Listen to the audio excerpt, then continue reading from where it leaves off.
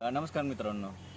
एकदा मी पोलीस स्टेशनला होतो. पोलीस स्टेशनला असताना माझा एक मित्र अ, धावपळ करत पोलीस स्टेशनला आला.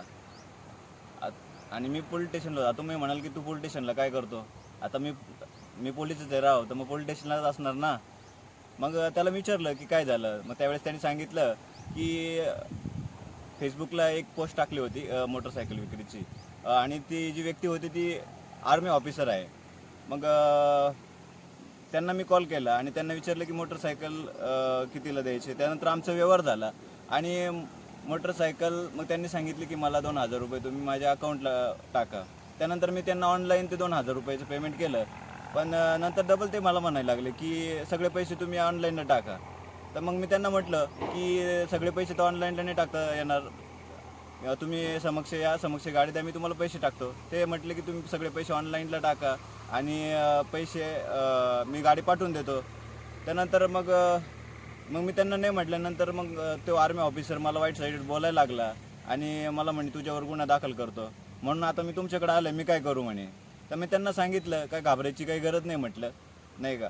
तर अशा वेळेस काय करायचं असतं मित्र, अशा प्रकारे मी त्याला बोललो की अशा प्रकारचे अनेक फ्रॉड होत असतात, ऑनलाईन फ्रॉड किंवा इतर फ्रॉड. आपण ती एक क्षणाचाही विलंब न करता 1930 या नंबरवर कॉल करायचा आहे. ह्या नंबरला कॉल केल्यानंतर काय होणार आहे की तात्काळ म्हणजे आपण ज्याप्रमाणे ऑनलाईन तक्रार करतो तशीच ही एक ऑनलाईन तक्रार आहे. आणि ही तक्रार केल्यानंतर जे बँकवाले आहे हे काय करणार, समोरच्याने जे आपले पैसे कट केलेले आहे त्याचं जे अकाउंट आहे ते अकाउंट ते काय करणार, फ्रीज करणार. आणि अकाउंट फ्रीज केल्यामुळं त्याला ते पैसे दुसरीकडे ट्रान्सफर करता येणार नाही. आणि काय होणार, त्याला दुसरीकडे ट्रान्सफर करता न आल्यामुळे ते पैसे आपल्या अकाउंटला बँक आपल्या अकाउंटला ते पैसे परत येण्याची शक्यता दाट असते.